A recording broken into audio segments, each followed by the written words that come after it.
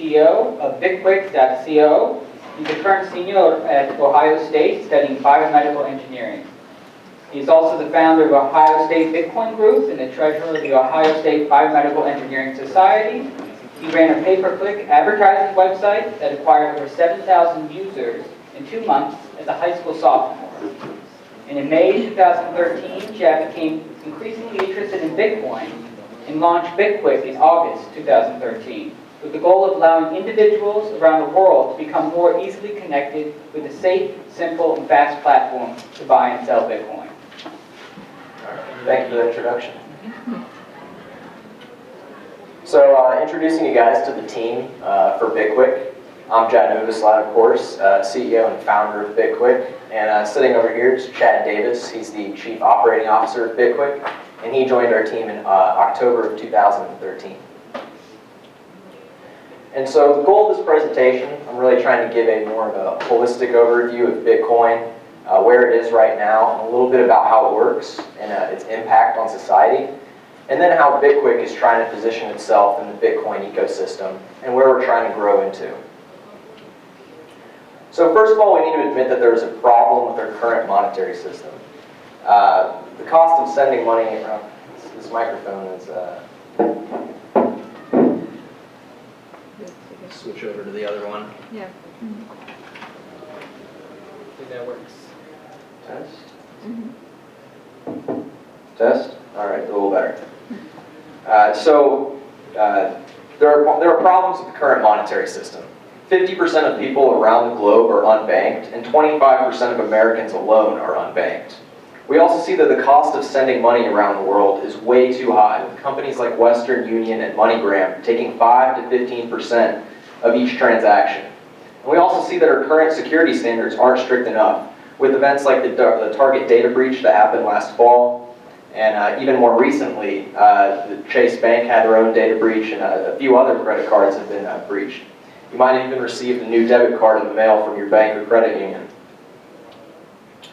So the solution is Bitcoin. Bitcoin is an open source and decentralized digital currency and open source program that for the first time in history is going to allow people from anywhere around the world to send money to each other instantly without a fee, and most importantly, without a third-party intermediary like a bank or PayPal. So there's no one telling you what you can do with your money anymore, or anyone that can actually seize your funds from you. If you have access to the internet, you can be your own bank now. So 2 key words that I mentioned were decentralized and open source. These are 2 key properties that Bitcoin has.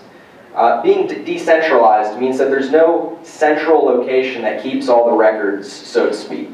So when you look at a bank or PayPal, you have one central service that's controlling all the records. If I send money to you, we have PayPal or the bank making sure that they record that happened.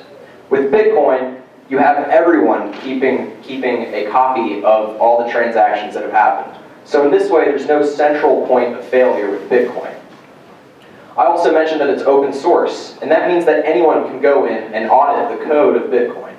If someone's doing something different, if their version of Bitcoin is different than everyone else's, their version simply won't work with yours. And that way, it adds an extra layer of security, and that you can't be just printing mass Bitcoins out of nowhere.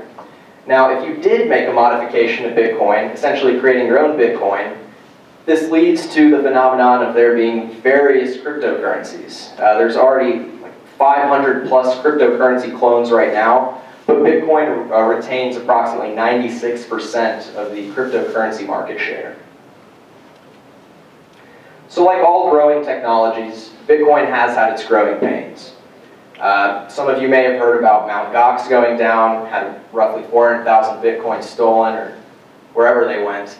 And then also the taking down of Silk Road, essentially a marketplace for narcotics and even legal products as well. But a lot of these poorly managed, a lot of these services that went down weren't necessarily because Bitcoin was weak, but because these services were poorly managed. So a way to think of it is, let's say Yahoo or Gmail goes down, it doesn't mean that email is inherently insecure. It just means that the people running that service weren't running it well. So right now we're at that point where more and more legitimate people are coming in and running legitimate services, allowing Bitcoin to expand even quicker. You might not have heard that in March 2014, Goldman Sachs reported that across the retail, e-commerce, and remittance industries, Bitcoin could provide $210 billion in savings. Also, Bitcoin venture capitalist investment. This article was put up in April 1st, 2014, saying, could venture capitalist investment in Bitcoin exceed $300 million this year? Well, we have the answer. As of yesterday, there's already $415 million invested into Bitcoin startups, which is quite amazing. And a lot of you may have seen that MIT undergrads just recently started claiming their $100 of Bitcoin. Bitcoin's also catching some big eyes. People like Bill Gates. Bill Gates was quoted as saying, Bitcoin is a technological tour de force. Ben Losky, New York's first superintendent of financial services, said that it's hard to put the genie back in the bottle. Bitcoin is certainly a new powerful technology. He's a bit of a controversial figure in the Bitcoin space. New York actually tried to be one of the first states to put their rough Bitcoin regulations out in space. And they were heavily criticized for that. But they're not actually enforcing those regulations yet. They're just trying to gain feedback from the community. We can see that the amount of Bitcoin users is continuing to grow. There are approximately 7 million wallet users in the Bitcoin ecosystem. That's spread across Coinbase and blockchain and downloadable wallets. The current market cap is around $4.3 billion, and the network sees about $40 million in transactional volume going across Bitcoin each day. So how do you get started? How do you use Bitcoin? Well, first of all, you're going to have to go ahead and download a wallet. You can either get one online, you can download it, or you can get one as a mobile app on your phone. And so as long as you have access to the internet, you'll be able to use your wallet. Now for more advanced users, you can actually just print out your private key and public key pair, which you can think of as your bank account PIN and your bank account number respectively. I can give you my bank account number and my name, and you can go ahead and send money to me, but without my PIN, you're not going to be able to take my money. Same thing with Bitcoin. I can give you my Bitcoin address, which is my public key. You can send Bitcoins to me, but without the private key, you can't take the money from there. So how does it happen? A lot of you hear about Bitcoin mining. Well, what is Bitcoin mining?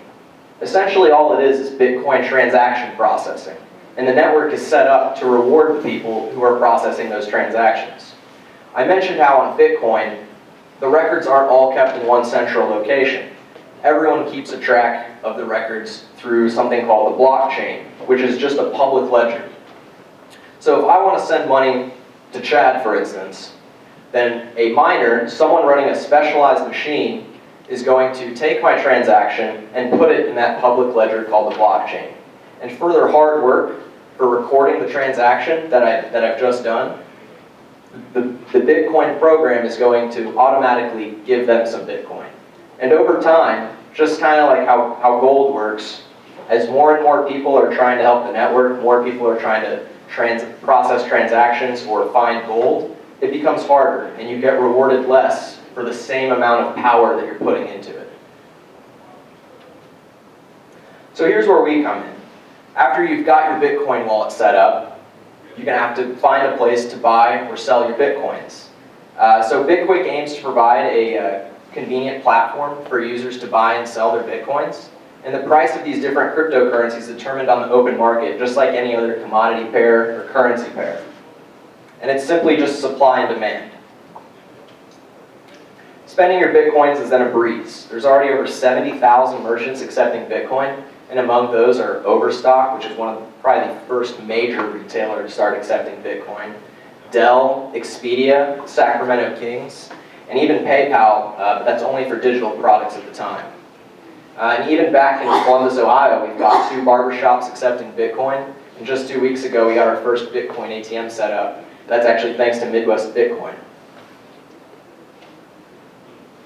So now I'm going to go ahead and transition into going over what BitQuick is and what we're trying to do. So I mentioned the problem that Bitcoin has is you got to obtain those Bitcoins. And the current services out there can be complicated, slow, and dangerous.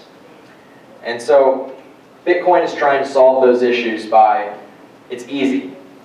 If you want to buy or sell Bitcoins, you're always just going to go through a 3-step process, which I'm going to actually walk through the buy process here in a minute, which is very similar to the sell process. It's quicker. You're getting your Bitcoins within 3 hours every single time, so it's consistent. And it's safe. There's safe, secure, and consistent arbitration on every transaction, which is something that you're not going to be having on local Bitcoins.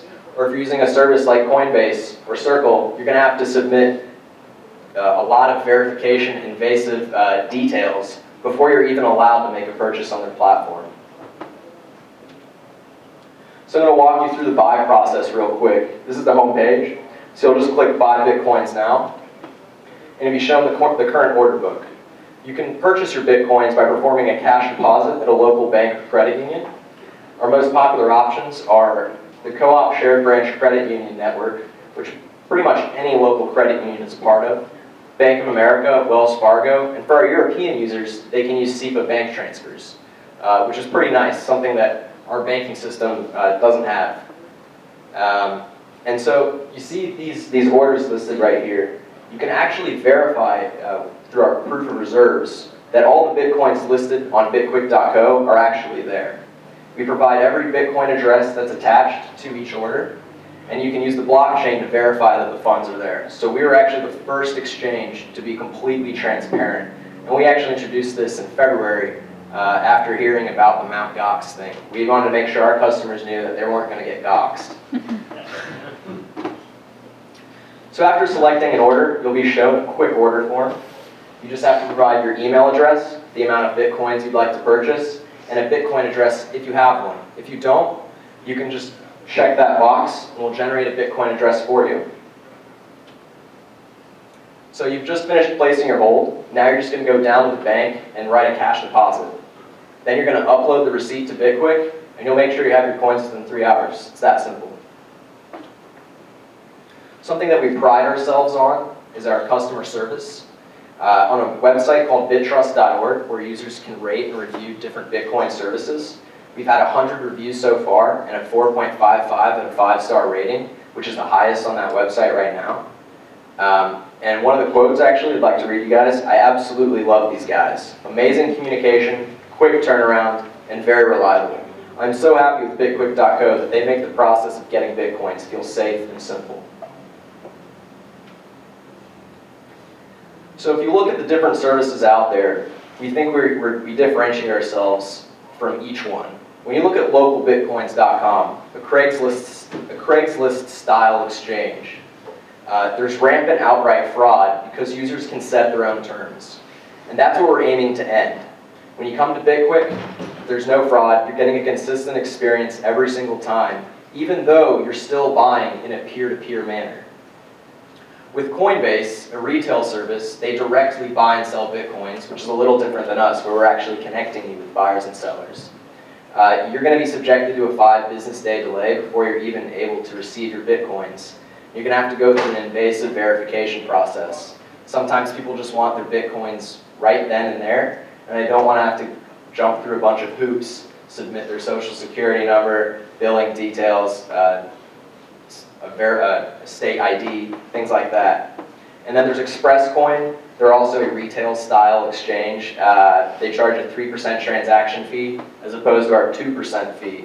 And there's no guaranteed processing time. And actually on our platform, there's a 2% fee charged in Bitcoins for buyers. But if you're a seller, there's never a fee. It's always free.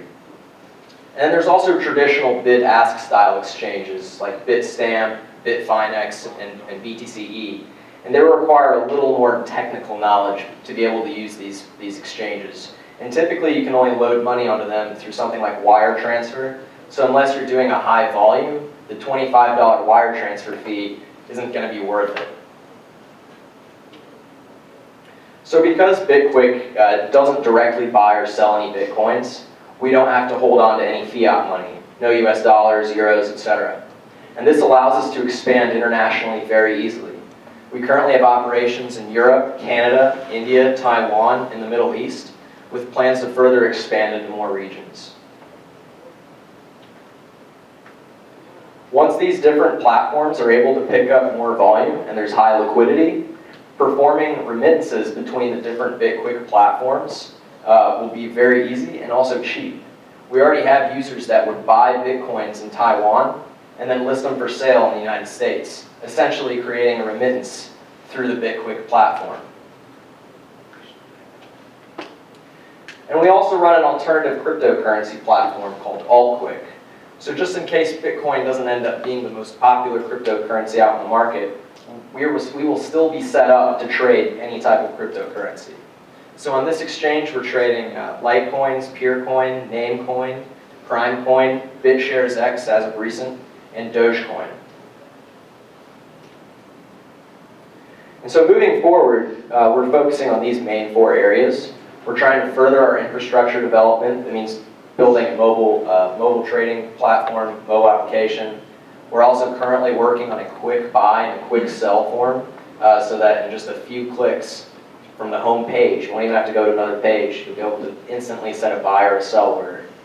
We're also working on various promotions. Back in October, we ran a Breast Cancer Awareness Month promotion in which we raised $1,100 for charity, which was really great, and it was only our 3rd month in operation, so it was great to be able to help out the local community so early on. And right now what we're doing is we're working on a sellers campaign, which I'll go ahead and mention here at the end. We've got some more details on that. We're also looking at different partnerships with Bitcoin businesses in the ecosystem, one of those being Zappo, and they will be adding insured deposits for our sellers soon, along with multi-sig escrow addresses, which would be really cool. We're also partnered up with Spendabit, who's here actually today, and Holy Transaction, an alternative cryptocurrency wallet. And we're looking to continue expanding our global presence because I mentioned that the power that the remittance network may have could be huge. So the sellers campaign that I was mentioning earlier is the BitQuick Challenge. And what we're trying to do is have users utilize BitQuick as a safer platform for trading. Let's shift away from platforms like Local Bitcoins, where users can set their own terms, there's inconsistency, and if you come to Bitcoin and you get scammed the first time, you're likely to not look any more into this technology, turn around and leave. So with our Sellers Challenge, all you have to do is list some Bitcoin for sale. If you list anywhere from 1 to 3 Bitcoins, we'll pay you $5 or 0.013 Bitcoins, whichever one is worth greater.